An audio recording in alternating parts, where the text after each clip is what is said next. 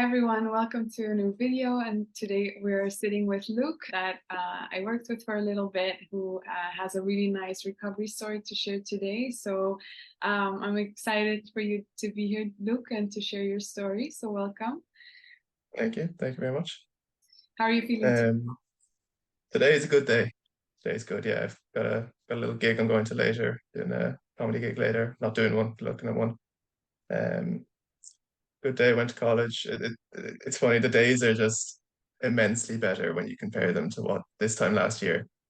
It's Yeah, hard. It's hard to kind of complain about any day, but today is a particularly good day, an exciting day, even within that. So that's really feeling good. good. Okay, Luke, so why don't you start by, I guess, just sharing a little bit about your journey with DPDR and anxiety and kind of talking us through or walking us through your experience a little bit. Yeah. So my journey with anxiety is very short. Um, I never really struggled mentally. I obviously had insecurities and all the other kind of stuff that you get as a teenager, but I never, I mean, I was fortunate enough to not have had anxiety or depression. I had thought it was one of these kind of things, just people couldn't get on with it, couldn't deal with it. And just, I had a real naive, real immature image of it, I would say.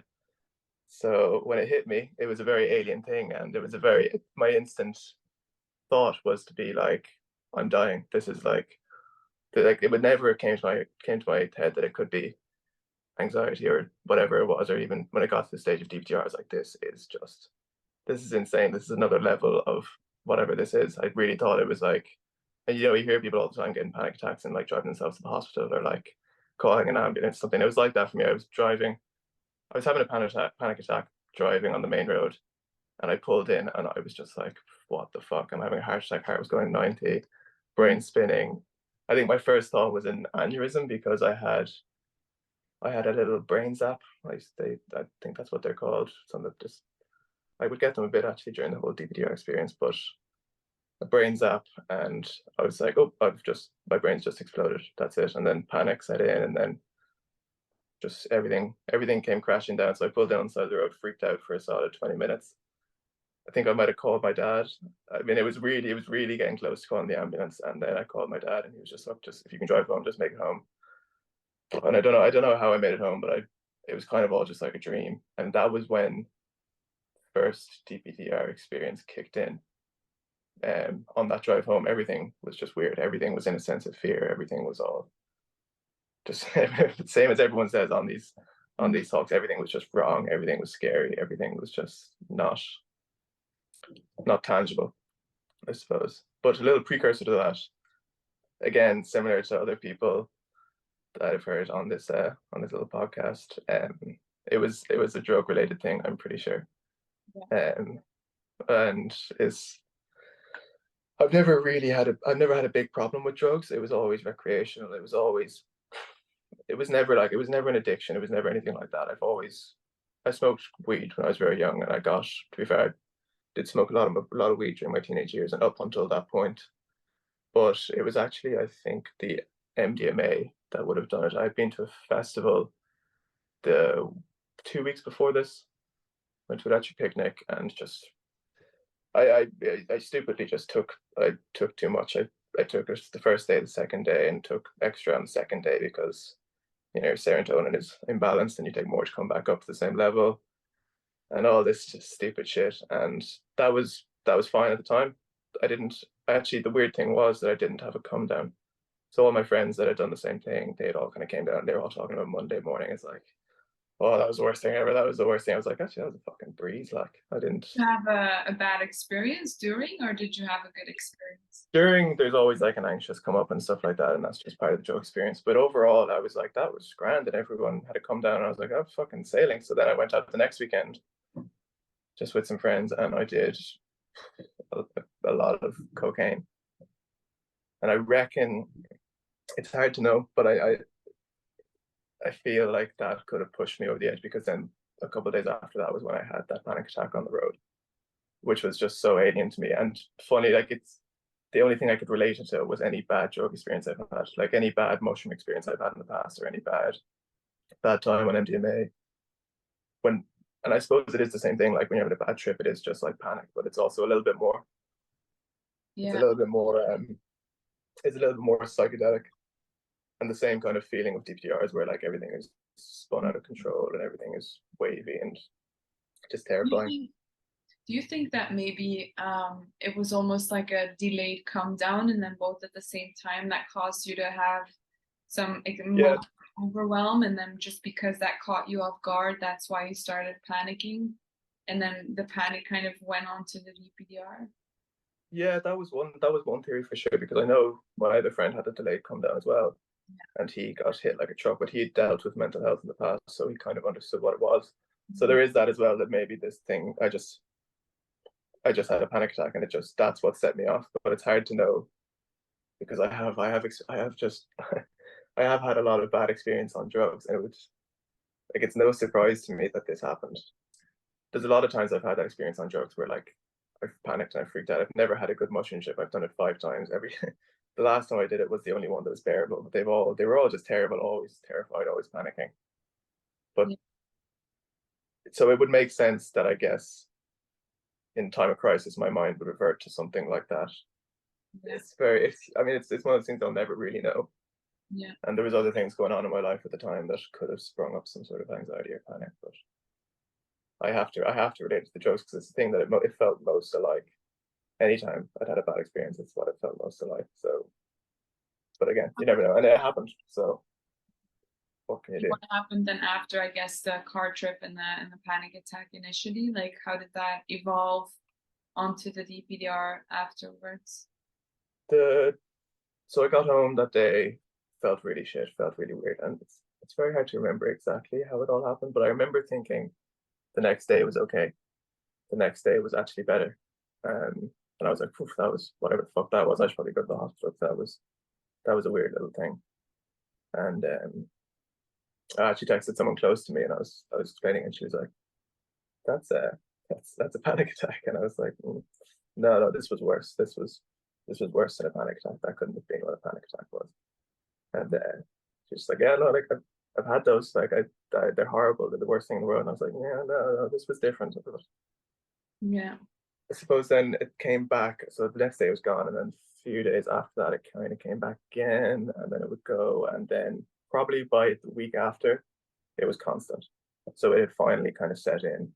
So I've been kind of battling with it for that week, like on and off, and like terrified, and like what the fuck is that? And the more you're terrified of it, the more it kind of creeps up. So anytime I was driving, I would get a thought like, "Oh fuck, I hope I don't get that feeling again," and then instantly it would just spiral back up. So that I was playing around with it for the week, and then by the end of that week, I think it had fully kicked in, and that started just the worst, the worst period of my life. It's kind of one of the things that once you've gone through it, you kind of know that's probably like the worst it's ever going to be.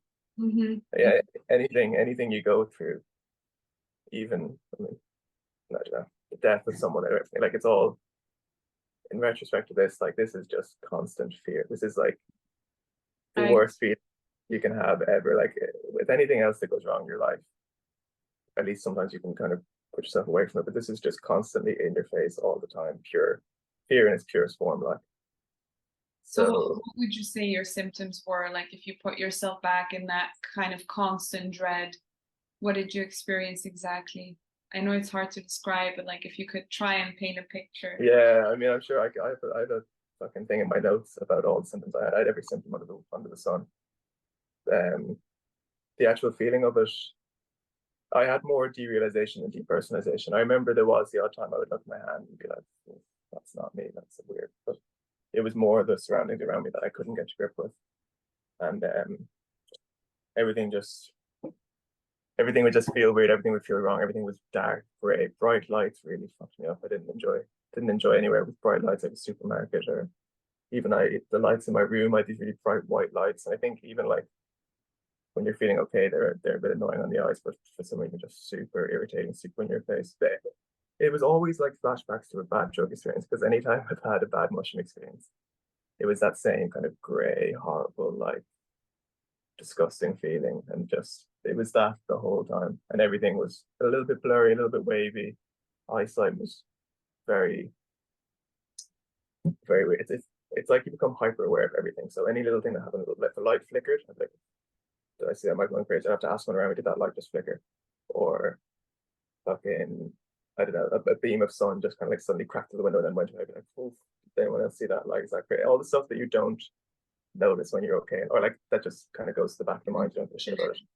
You Yeah, just everything. You're hyper aware all the time. Yeah, it's just it's a horrible thing. And then all the physical symptoms that came with anxiety, like that was the worst part of it. Kind of was when it started getting on to like health anxiety, because then it wasn't just that I couldn't deal with my surroundings, I couldn't deal with what was going on in my own body. So any little symptom I had was, "Oof, Can that's you share bad, a little bit that's no." about the physical symptoms? Because that's something that I know quite a lot of people struggle with, but it's not something that is always shared or everyone kind of talks about. So I think it would be helpful. Like I remember in Yeah, our conversations that that was something that did come up quite often, like the more physical symptoms. yeah, Yeah. yeah. Look, they were the most annoying, and the more you find, the more they develop. I had everything. I mean, I have a thing on my notes on my phone that had at least 25 things, and I'll try to remember them as much as I can. It was like body twitches, achy, cold shivers, hot shivers, bright lights, couldn't deal with bright lights, brain zaps, Yeah. get like a pulse. Brain zaps were the most, every symptom I had, I would try find it on Reddit and see if anyone had it. And usually there was someone that had it, but then there's every now and again, there's like a symptom you get that suddenly it's not on Reddit and you're like, oh shit, okay, now it's a real one because all the rest of them were on Reddit. And so the brain zaps was one of them. And I don't know if anyone else sees it. I had them too. And Yeah, I I've, even talked I've to a had people psychologist about with it. it, but it's not like something, I guess. But that's the thing, everyone has such different symptoms, and that's why it's useful to just share Yeah. things, because I've heard people say they like go online and look for their symptoms so that they find reassurance that they can also recover from it and that they're not like this special case. So Yeah, the Reddit is such a dark comfort because it's the first time you use it, I would say it's really good the first time you use it. And if you really are just looking for that confirmation that you're okay, but it's the more you use it, and then it's where it starts going down. It has like a U curve where like a certain amount of it you can use and it's beneficial, but then anything past that is just detrimental. And when I couldn't find brain zaps, that was one of those ones I was like, Jesus, I'm screwed. Because that's like they're quite an intense thing. Like it would feel like my tempo would just go, and then a panic attack would just set in. And I'd always relate the panic to the feeling. So I would think, oh, this panic is coming because there's a vessel burst in my head or something like that. All this kind of intense, horrible kind of thoughts. especially if you have health anxiety, that's the worst part because you will continue to convince yourself something is actually wrong with your brain rather than Yeah, just says, okay, I'm having a lot of subconscious fear or anxiety and my body's literally physically responding to that. mm. Yeah, it's just a circular motion. You know, you get a symptom, health anxiety kicks in, panic sets in, then come more symptoms, then come. It's just everything is just circular. And eventually, yeah, eventually you have to get to the point where you break that cycle, where you're just like a new symptom comes up and you just try it. It's the hardest thing ever. Where you just like, for me, it was just like, you know, fuck it. If I'm gonna die, I'm not gonna die like this. Like, if this is the symptom, if it's something so stupid like a little body twitch or something, I'd be like, okay, well, if that's Parkinson's or something, so be it. Or if that's fucking Yeah, MS or whatever, so be it. Like, yeah, um, and then eventually, after a couple of months or so, that broke the cycle. Even after probably a month or two, yeah. that Can broke you the share, cycle. yeah. Can you share a little bit, I guess, about that and what was the moment where for you you kind of started being able to get out of that cycle and how did you break it initially and how did you try and maintain that switch in mentality? Specifically with the symptoms, it was just, it's hard to remember. I guess I just remember the symptom would come up and I would just say, if this is the one that kills me, so be it. I'm ready. I'm not going to live in this suffering. Like, it wasn't like suicidal, but it was just like accepting of like, fuck it, Yeah. go on, do it. Like, it was almost like a me versus me in that sense. And I don't know if that's toxic or if that's whatever. It worked Oh, for me. no. It It's worked for actually me. great because the thing that keeps you stuck in the cycle is this constant over fixating on everything. And the reason you hyper fixate is because you want to fix the thing, you want to make it go away, you want to fix it as quickly as possible. And basically by saying fuck it, you're not saying like I want to die. You're saying Yeah. I'm not gonna try and solve this problem anymore. I'm just gonna let it be as it is. I'm gonna accept it. Yeah. And if that means the worst case scenario and that I can't protect myself anymore by worrying about it, then so be it. But ultimately, what that does is it makes you stop focusing on it so much, which is part of why you stop creating it, like you say, and how you Mm. break the cycle. It's not toxic at all. I always tell Yeah. people to like use a fuck it mentality sometimes. It's it's Yeah. I it's think it works. It works for certain people anyway. I mean, I wouldn't say it works for everyone, but yeah. I think for me, it was one of those things where I've always kind of been like that with myself, and that's why it was.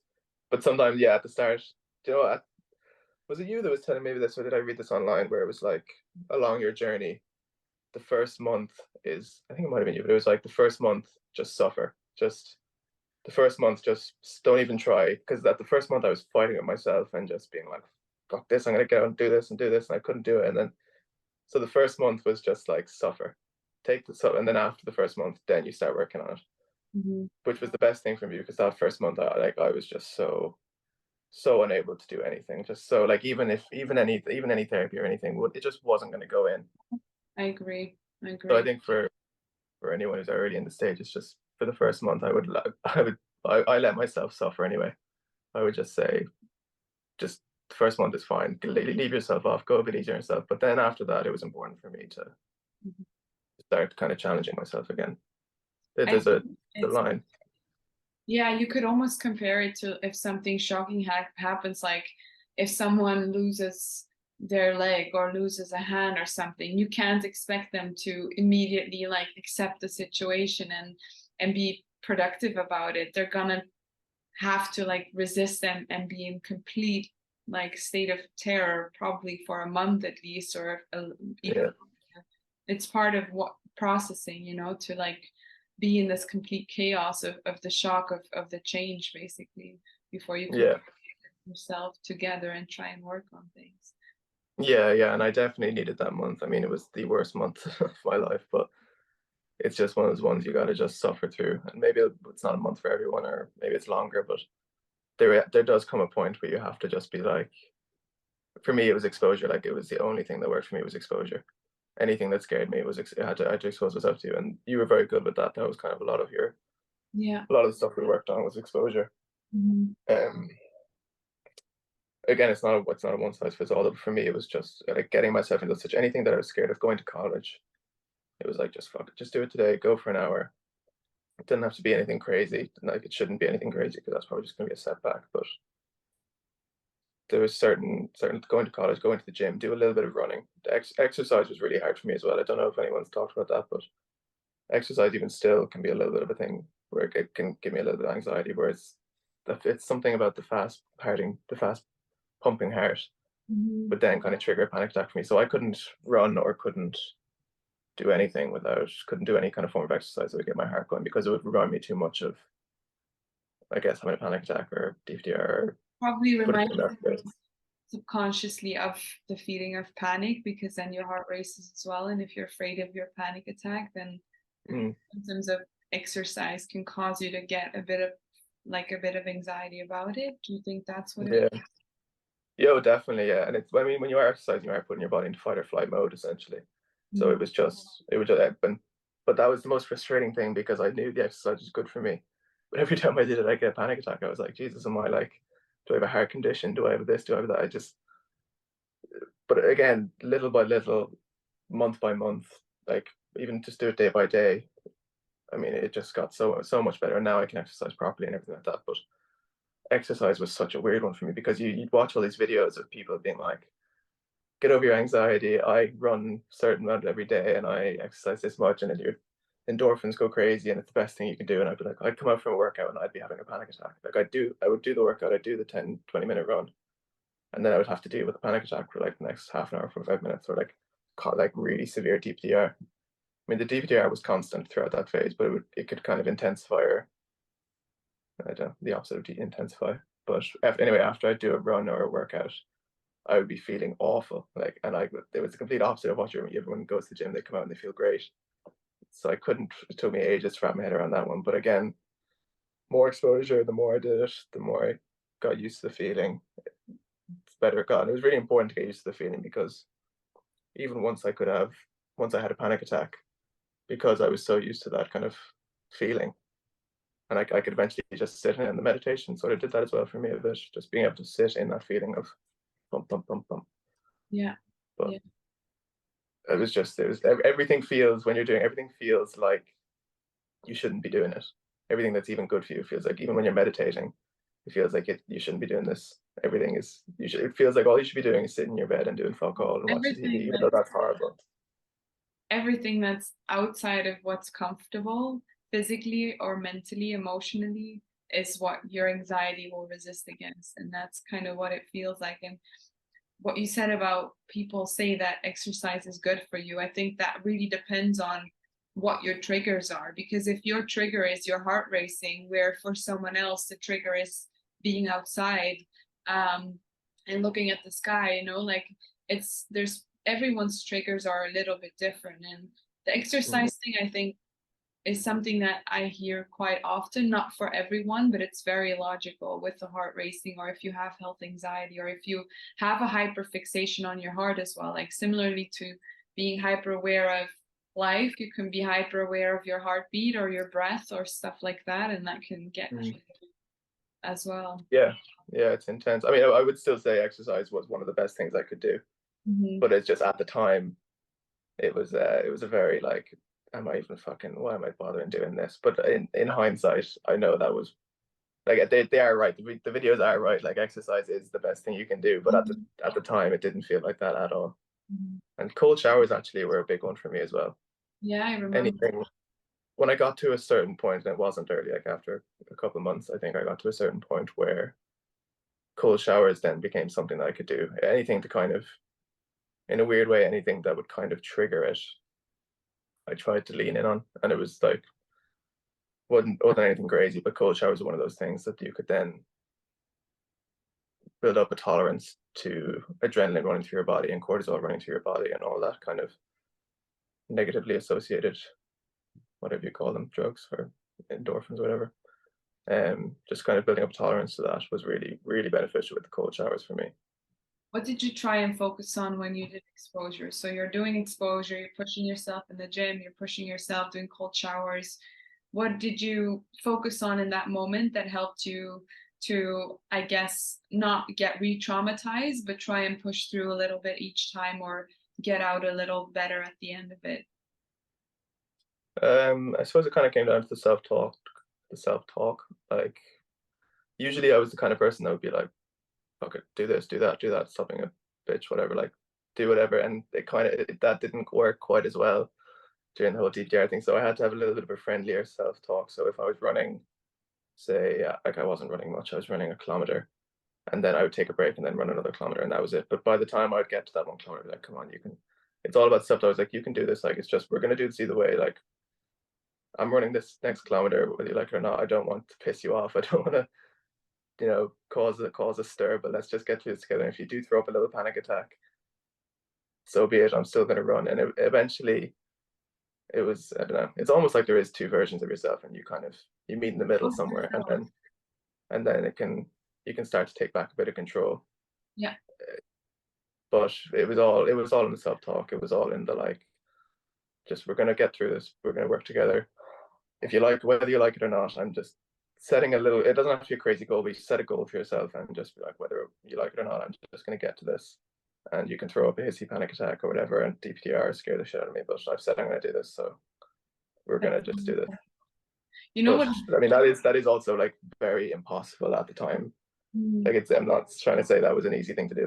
That's a horribly, and I didn't do it every time. Like, loads of times I couldn't do it, but eventually I got to a point where I did kind of have that control over myself to push through. But I mean, that was by far the hard. Exposure is terrible. It's terrifying. Like, But you know what is brilliant about what you're just saying? Because the self-talk, what that does is, if you go out of your comfort zone, which means you find yourself in a place of discomfort, what a lot of people do with exposure, which is where they go wrong, is they push themselves but they don't catch themselves. They don't provide support for themselves in this place of discomfort. So they'll do what you do and just go, just do it, do it, do it, do it, but not have any kind of comforting or self-caring or motivating self-talk, which kind of leaves the chance to get re-traumatized or to make it even worse, because you're pushing yourself, but you're not in the discomfort creating any type of safety. So that's something you did really well, is feeding into yourself and pushing yourself, but at the same time, as you're in the discomfort, also trying to add in this, even if it's like 1% of safety just by your self-talk. That's probably why it worked so well for you. Yeah, oh, it was a huge thing for me. I mean, you have to incorporate the anxious side of you, I think. I don't think it generally will end in failure if you're just pushing that guy aside and saying, "Dad, I'm not talking to you, not doing anything, not dealing with it." And you hear that story all the time. Someone has a midlife crisis and they don't deal with their inner child. That's how I thought of it. It was like my inner child or my inner little whinger kind of thing. But you have to sort of embrace it, I think, a little bit more. You can't just tell it to piss off all the time.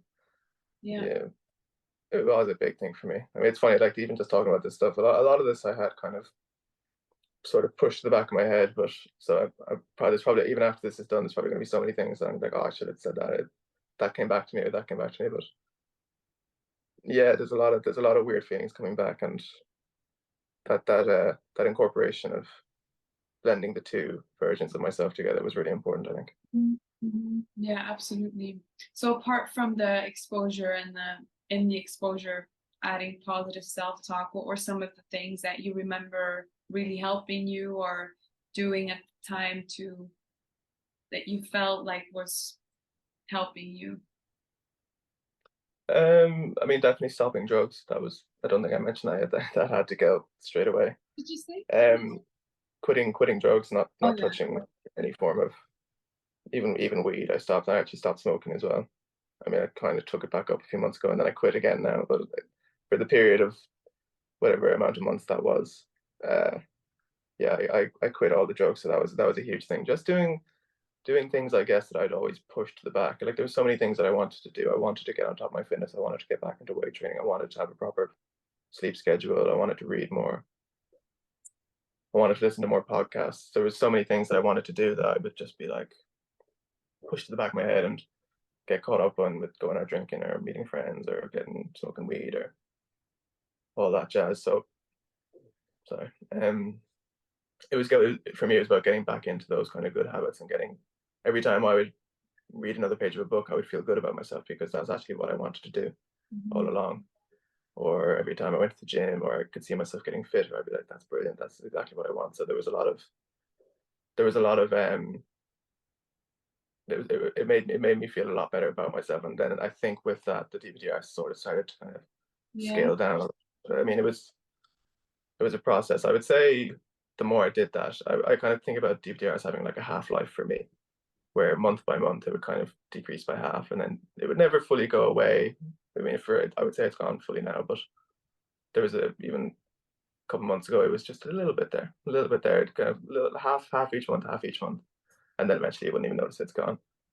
But every time I would have a successful month and I would do these things that I wanted to do and actually kind of ease off on the drinking, or maybe I wasn't doing any drugs, but ease off on even the drinking and read a book, go exercise, watch some podcasts, sleep well, wake up well, have good morning routines, cold showers. That was a win, and every little win was a step in the right direction for me.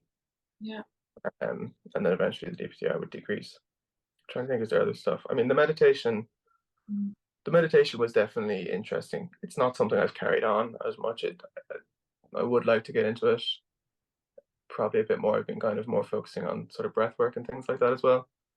Um, at the time, I really wanted to do Wim Hof, but Wim Hof's thing is fucking so intense that was never going to happen. But then, as it kind of petered out, I was started doing that. But the meditation definitely was a good way of initially recognizing that your anxiety kind of isn't you. It kind of made that distinction of like that is actually this other part of me. It was kind of an eye opener that I know we used to do the meditations together where you could hear your actual self in the back of your head when everything goes quiet, and you could hear your anxious self, your excited self, all your other different types of self. That was kind of a real game changer for me. Yeah, just getting my shit together, really.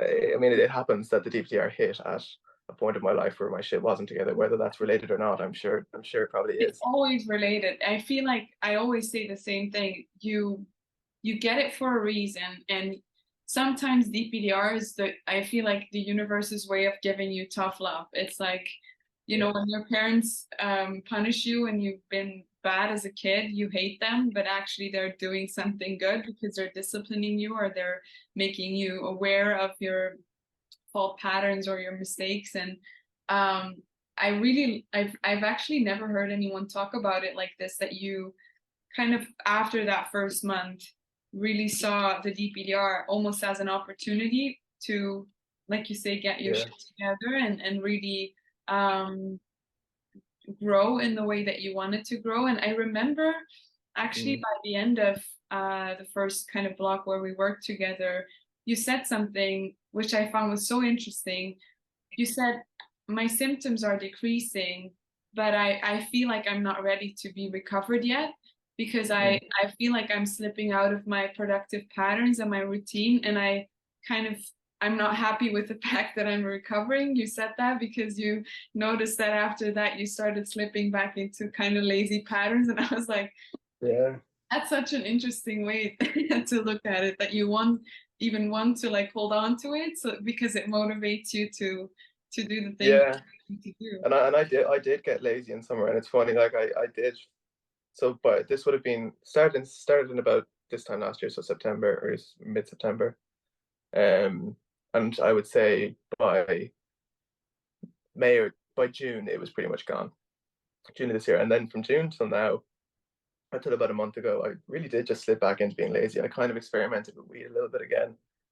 Found that I did not. That was like, fuck that. I'm not going near that. I had a few weird feelings again. I was like, oh, okay, no, definitely not doing that. So that's still off the table. But I even took up a little smoking a little bit again. I was drinking more again, and I was hanging out more again, and doing less gym, less sex. I was like, oh god. And then I could actually feel the symptoms kind of coming back in. I was like, Yeah, no shit, like just get on top of it again. yeah, Um, but that was, yeah, the opportunity thing. I kind of forgot about that. That when that initially happened, once I kind of got my head around what it was, I was like, yeah, fair enough. This is, I can't. There's no other. I kind of have to look at this as an opportunity, because if it's not an opportunity, then it's just the worst thing ever. Like, yeah, yeah, definitely. it's kind of like when shit really hit the fan. I was like, okay, this is either like the comeback story or I'm dead. Like, so I guess, yeah, it's sort of like making like a little movie in your head of like, this is the lowest you've ever been, and Mhm. here's the comeback story, and then you rocky music in the back, and you're going to the gym every day, like that kind of thing. I guess that is how I looked at it, yeah. And then I do remember, yeah, as I was tapering away, I was like, oh shit, am I just gonna go back to being a bum again? Like, am I gonna be just that same person again? Is this gonna be a recurring cycle? But I've kind of kicked in the last month. I've kind of kicked back into gear again. So I Mhm. definitely do, like it is an opportunity, but it's definitely not something I ever want to go back into ever again, ever in my life. Which is That was, probably motivation to keep going and to, yeah. Now that's the opportunity, I guess. Yeah, but I mean, like I did need a kick in the ass. Maybe I didn't need that much of a kick in the ass, but like that was, I would say that was an intense way to do it. But I guess, yeah, that was my bias, was to look at it as an opportunity and just, yeah, yeah, that was probably actually one of the bigger things for me, was the way I viewed it. I think if I'd have viewed it any other way, I definitely would have been crippled for a lot longer, probably.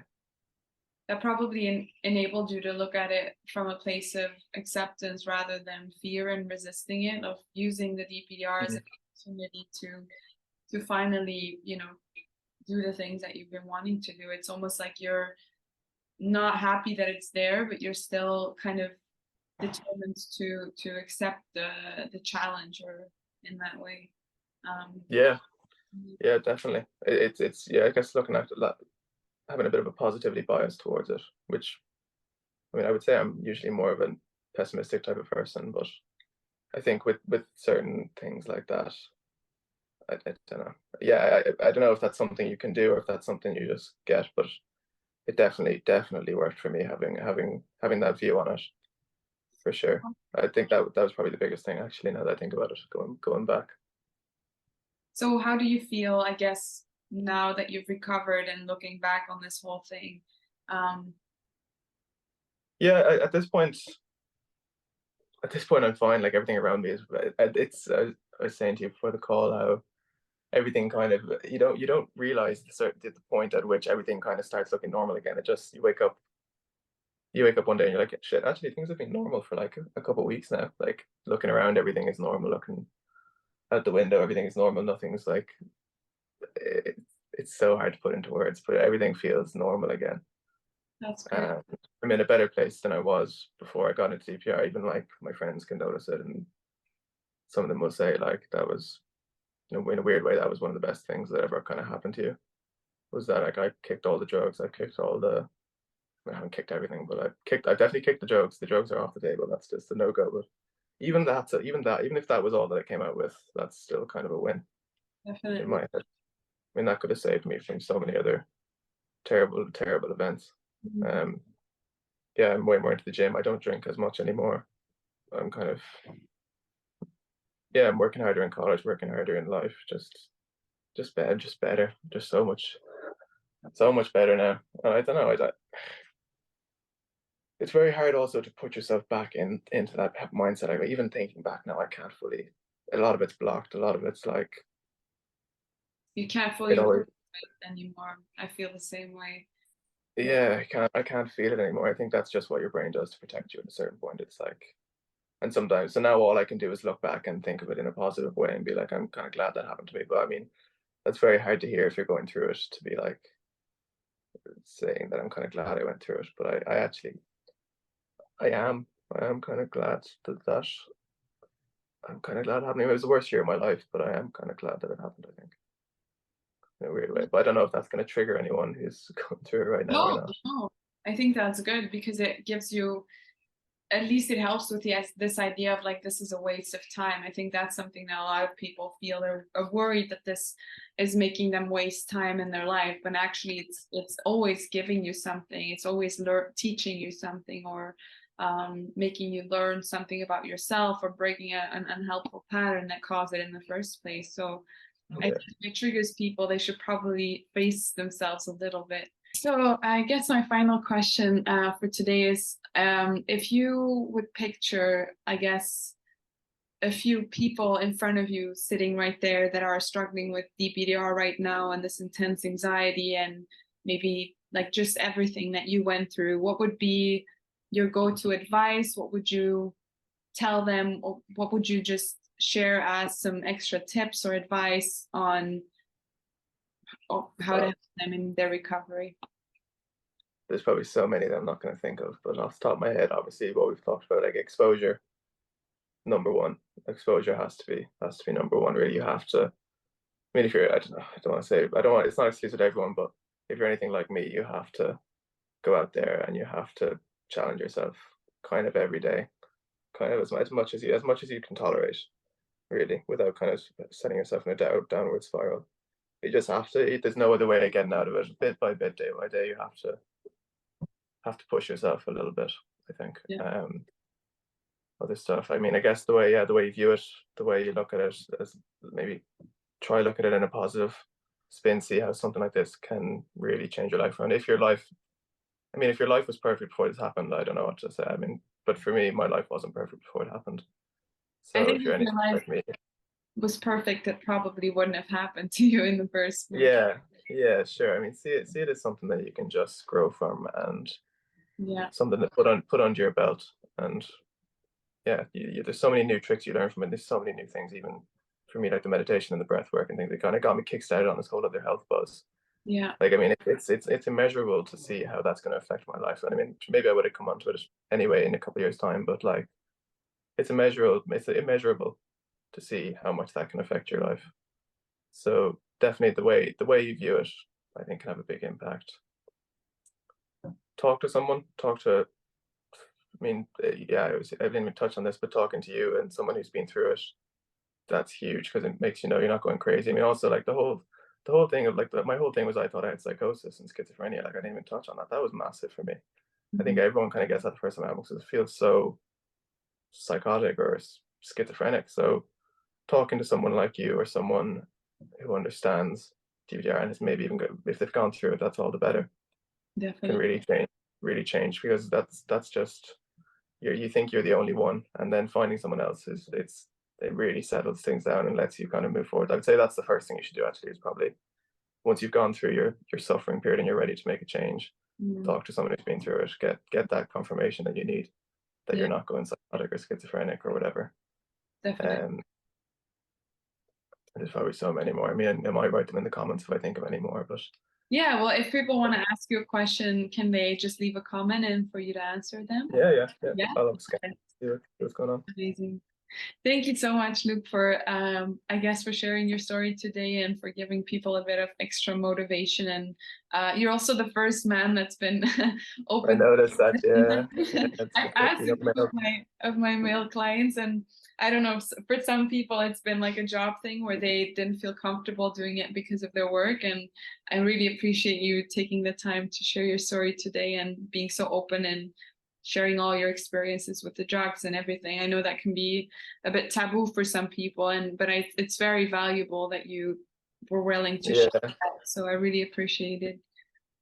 No, I knew when I was even when I was going through it. I think you approached it with me before. I was like, yeah, that because I'd watched some of these videos and I was like, I have to do one of these. If I get out of these, like, Amazing. obviously it's not comfortable doing one of these, but I kind of knew I had to because Yeah. It's super valuable. It's like a full yeah, circle. I really love them. You got Yeah, it. it was very important Now to me for sure. you can help someone else. Yeah, absolutely. Yeah. Okay, well, thank you. And thanks everyone for watching. I'll see you guys next week or in my next video. And if you have any questions for Luke, feel free to leave them in the comment. I'll make sure that he sees your questions. And yeah, have a good day, everyone.